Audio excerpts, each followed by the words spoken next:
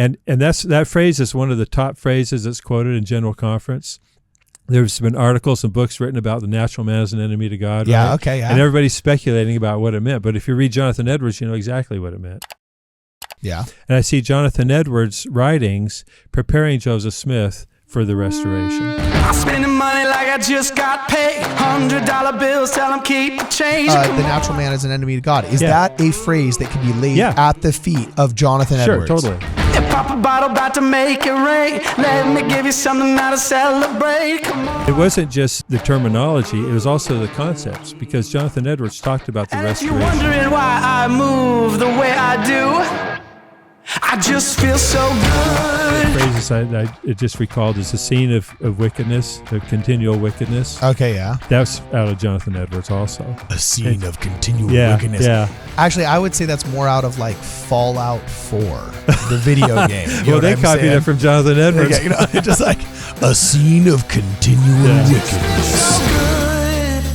The following is an episode of Ward Radio and does not represent the thoughts or the opinions of KHTS, its owners, or any of its affiliates, nor does it represent the official opinion of the Church of Jesus Christ of Latter-day Saints. With that said, sit back, relax, and enjoy the program. Welcome, ladies and gentlemen, back to Ward Radio. I'm your host, Cardinellis. Today I'm joined in the studio by Jonathan Neville, who I just found out is named Jonathan Edwards Neville, and who has literally wrote the book. Written. Yeah, sorry. Wow, dude, you'd think I was a professional. I were a professional radio host, right? Yeah. Oh, man. Okay. My mother was a public educator for 20 years, and she is rolling in her grave right now. Okay. I've got in the studio Jonathan Neville, who I just found out was named Jonathan Edwards Neville, after the famous kind of, what would you call him? A pastor, a preacher? He was a pastor, minister, writer, author. Yeah. Now, most theologian. of us know him because in high school you have to read the famous sermon, Sinners in the Hands of an Angry God, which presumably is the state trying to vilify Christianity, its only real competitor in North America, right? Right. But you say you're actually literally writing a book or have written the book on Jonathan Edwards, and it's called Infinite Goodness, Joseph Smith, Jonathan Edwards, and the Book of Mormon. Yeah.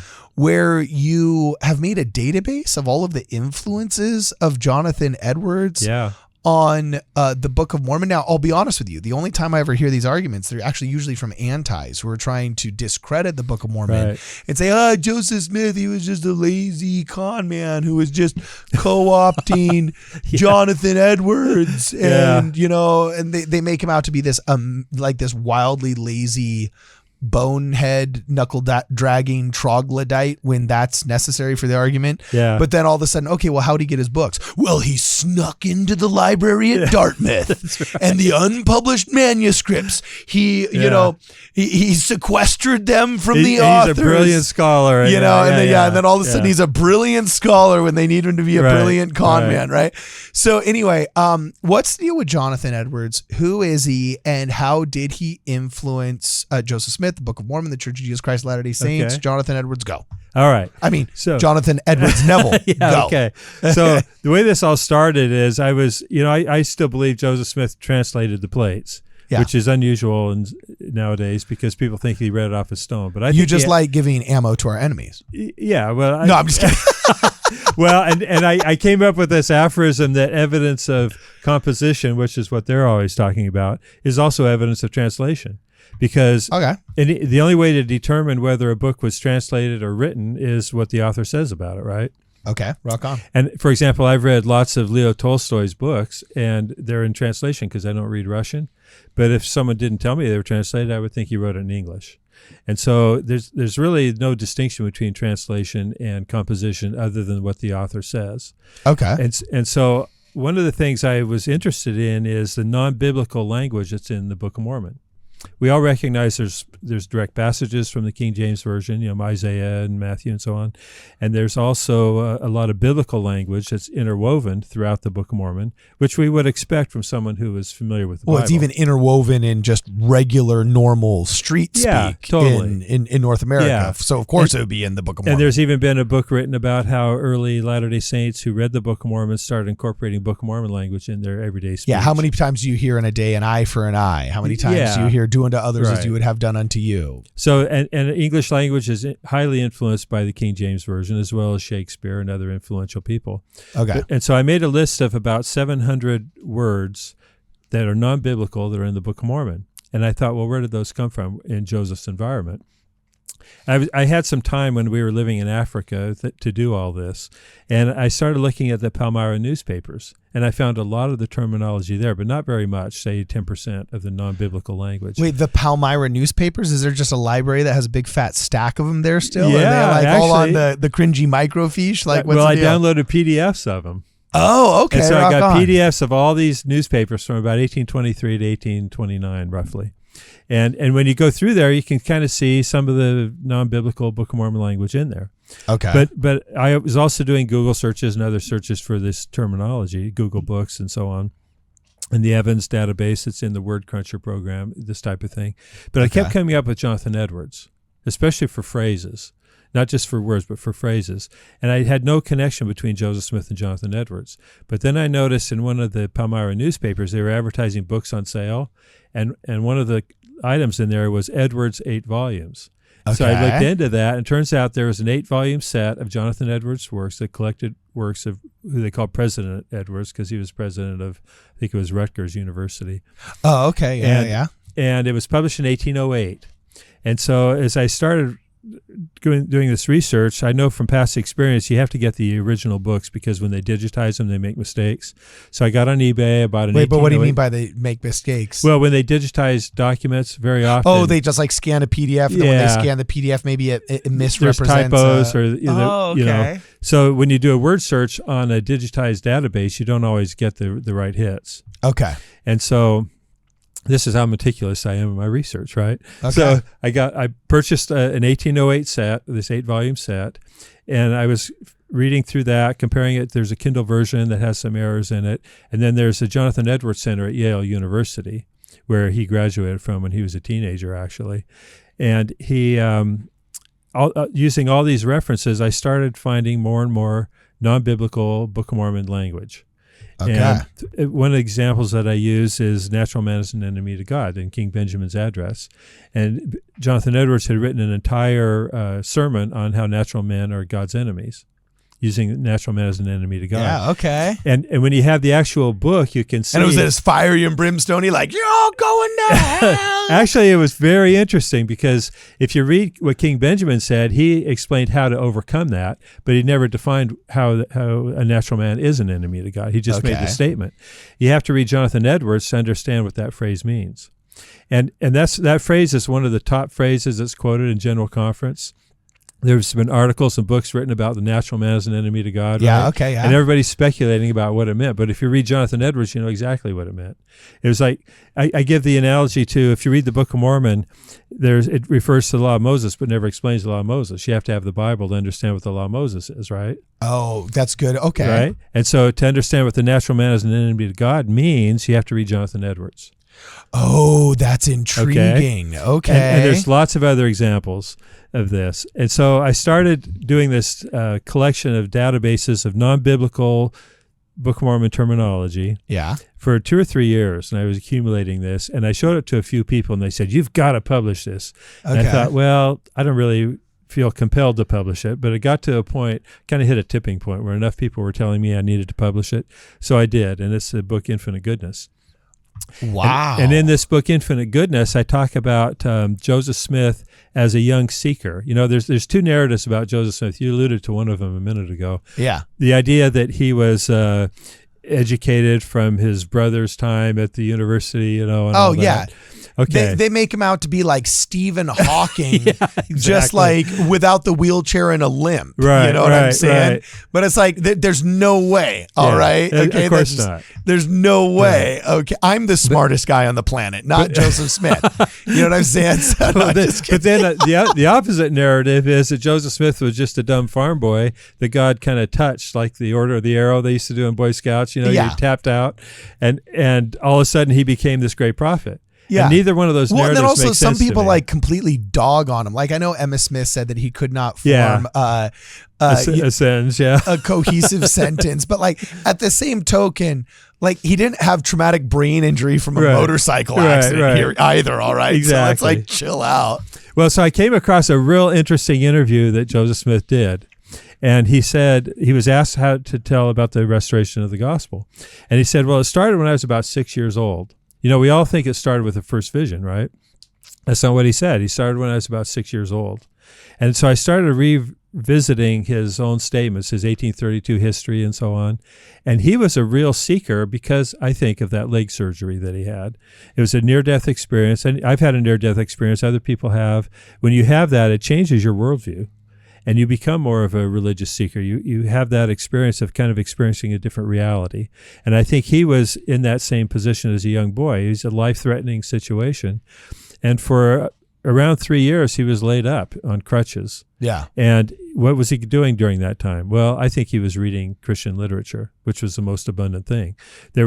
His family was familiar with it. Do you have any evidence of that? Like, is there any journal entries saying, there's no journal entries and I swung by the cabin and I gave him no. Jonathan Edwards compiled volumes written in 1808. He never said that. Okay. But there is evidence that he spent time. He was called a lingerer at that print shop that was the bookstore.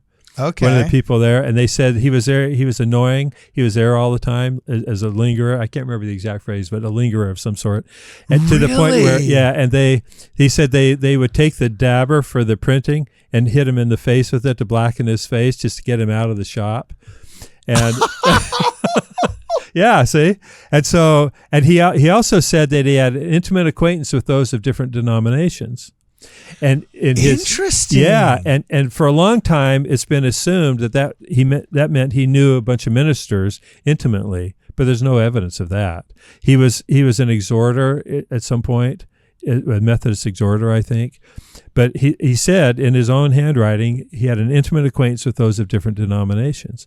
And so now that when I look back on it, I think, well, that means he had an intimate acquaintance because he read all their material.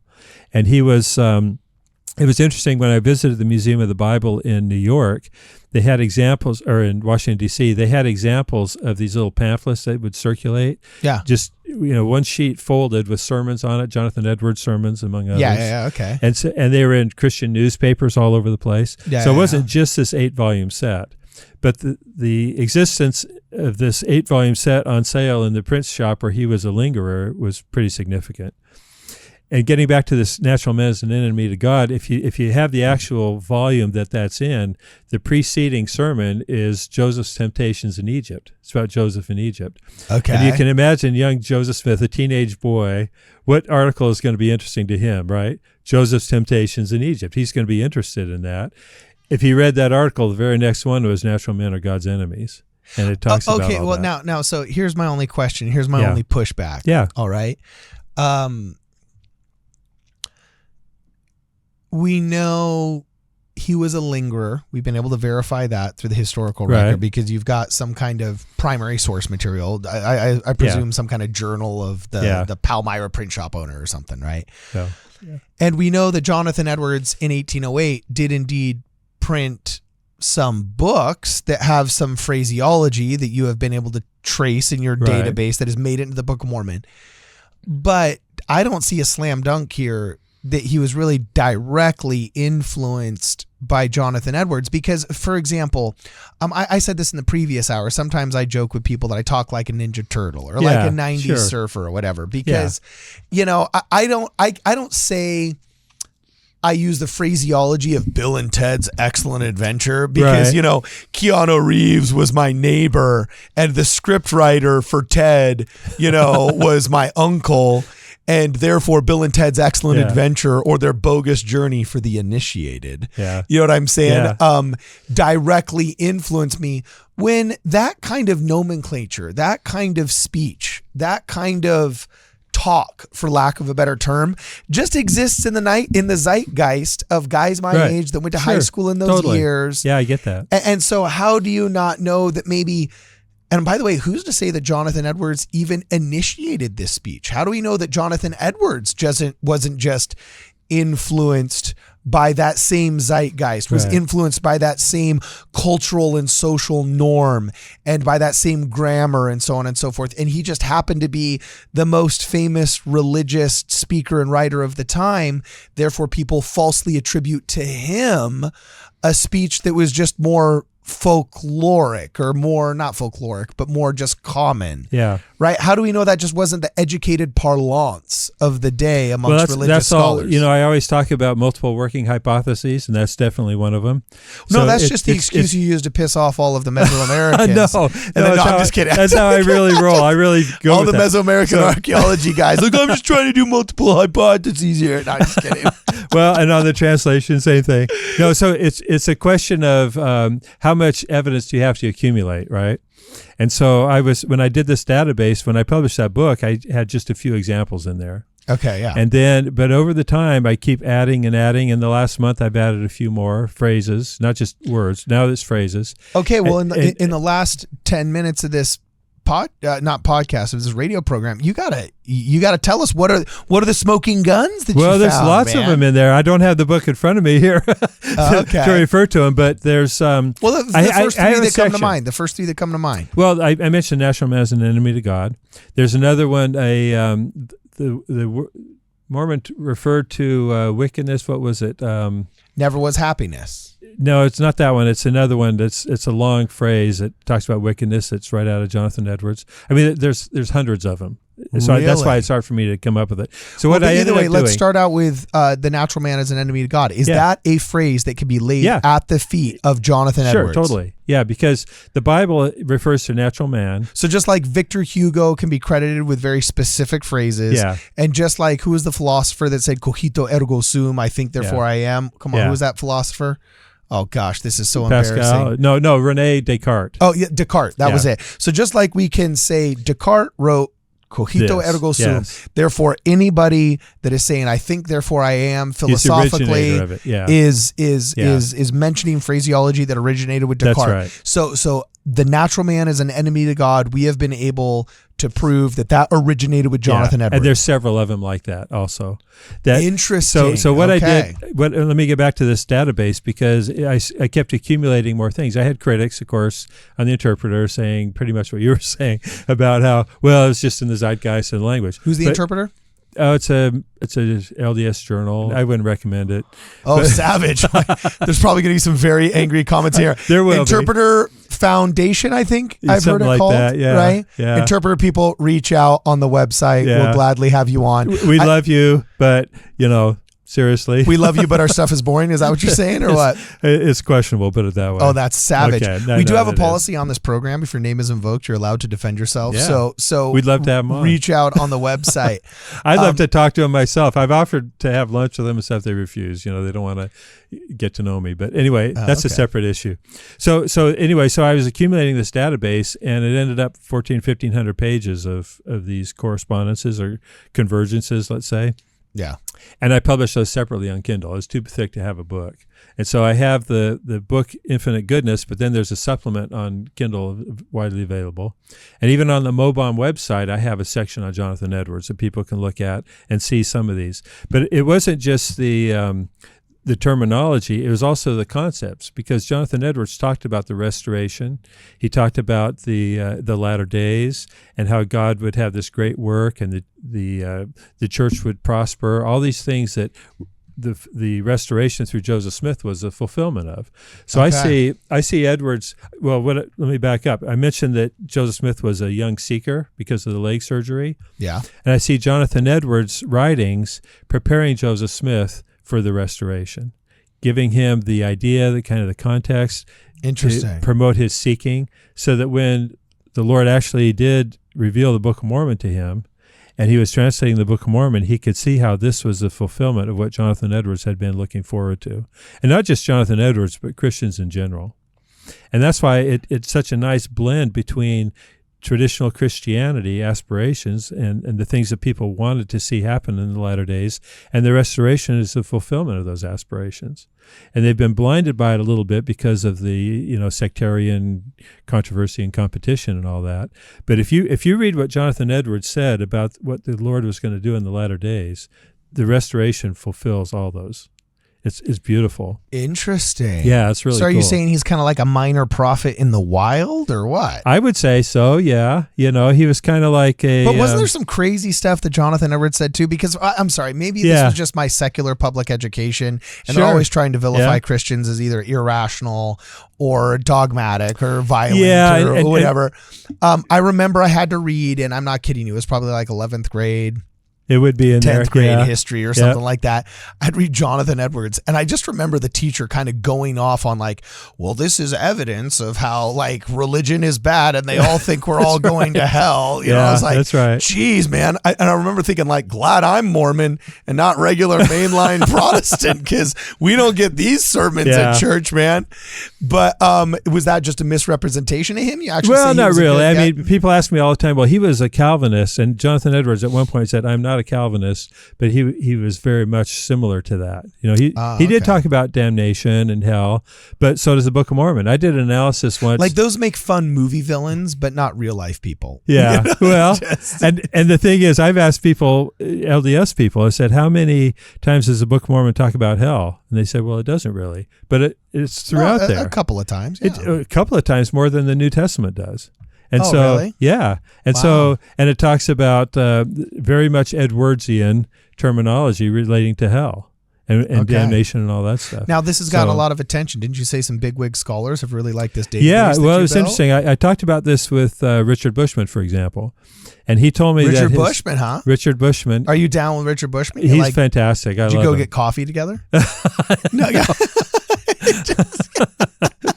no, but he did. He told me that his first two published articles were about Jonathan Edwards. He was very interested in Jonathan Edwards. Oh, cool. And when he told me that when they first started the Joseph Smith papers, they consulted with the people at Jonathan Edwards Center in Yale, and they had tried to they had considered doing a combined database, but they couldn't make a connection. And he told me I should have been there 15 years earlier because I could have shown him this connection. Oh, and since then, okay. it's really interesting. And I've pointed out to the people at Yale, there's some errors in their database that I found going through the actual books. There's some gaps in their database, which may have been one of the reasons that people didn't make this connection. Okay. Because I use their center a lot when I do these word searches and phrase searches. Yeah. But I find a lot of stuff that is in the 1808 edition of the book that's not at the Yale database. And so there's these gaps that people never noticed before. So I've alerted it to it. They said they're fixing it and so on. But so it's just, for me, it's an exciting thing because it's not only opens the Book of Mormon up to more traditional Christianity in that sense, but it helps us understand the Book of Mormon better, just as this example of the natural man as an enemy to God. One of the phrases I just recalled is a scene of wickedness, of continual wickedness. Okay, yeah. That's out of Jonathan Edwards also. A scene of continual wickedness. Yeah. Actually, I would say that's more out of like Fallout 4, the video game. Well, they copied it from Jonathan Edwards. Yeah, just like a scene of continual wickedness. That's like Halo 7. When Halo 7 finally comes out, that would be, or John Wick 6. John Wick 6. Well, actually, John Wick 4 was pretty close. So yeah, exactly. Just a scene of continual wickedness. So I've been. It's been very interesting for me because most Latter-day Saints have never heard of Jonathan Edwards, except like Terrell Givens has a kind of pejorative take on him all the time. Okay, I get, because that's what I was going to say. I've only ever really heard Jonathan Edwards referenced kind of in a historical or a generally pejorative kind of way. Exactly. I've never heard him referenced so positively, but then here it's comes a travesty. Even when his wife passed away before he did, he talked about how they would be together for eternity. Oh, so he talked about heaven as being an ocean of love that we would swim in. These kind of metaphors, really? they're beautiful and they're phenomenal. And I hope we can incorporate them more in our culture. Because I actually have a blog called Your Daily Jonathan Edwards, where I put a lot of his quotations on there that people can go to and kind of get a sense of what he was about. Because you can imagine 8 volumes, and that wasn't even his complete works. Yeah. And they're hard to read because it's, 17th century or 18th century type writing. He died in, I think it was 1756. Yeah. So he was, 50 years or so before Joseph Smith. Okay. So here's my question for you, because unfortunately we have a hard out coming up pretty soon. is this database going to include an insult generator? Have you ever heard of the Shakespearean insult generator? And I love that idea. I should incorporate that. Okay. Yeah, let's do one here. Okay, so look, if you look up Shakespearean insult generator, there's literally a list of like, first off, the indefinite article like thou or thine or whatever, right? Yeah. And then there's the adjective, the verb, and then the hyphenated, not verb, the first noun and the hyphenated secondary noun. So anyway, they just literally, like you're doing lotto, they'll just stick these words together, and some of them are hilarious. Like, so for example, here's Shakespearean insults generator from literarygenius.info. Thou abominable, hasty-witted harpy. That's a good alliteration. That's a good one. But not as good as thou mangled, fly-bitten clack dish. I don't know what that is, but it gives me the option to tweet. It gives me the option to tweet it or to get another insult. We're going to try thou villainous, onion-eyed bugbear. So apparently these are all actual words from Shakespearean plays. Okay, well, I should develop that for sure. You know, that would be awesome. What's the Jonathan Edwards one going to be? Instead of it being thou artless, unchin-snoted hugger-mugger, you know, or I don't know, that sounds like it's out of Harry Potter. What's the Jonathan Edwards insult? Is it going to be like, thou boring, it sounds almost Mark Twainish, you know, thou boring, natural manned, condemned, wickedness going to hell. Wicked. I don't know. You're going to have to do I'll have to do something. That is awesome. Okay, cool. Because I think we could start a revolution here. We could with Jonathan Edwards insults. Yes. You know. Okay, cool. Very good. Well, let us know what you guys think at home who are listening. If you are listening to us on the radio, please comment on this episode on WardRadio.com. If you guys are watching on YouTube, please comment in the section below. Let us know what you guys think. And as always, for this and more, please make sure you check us out at WardRadio.com. I just feel so good. Oh, I just feel so good.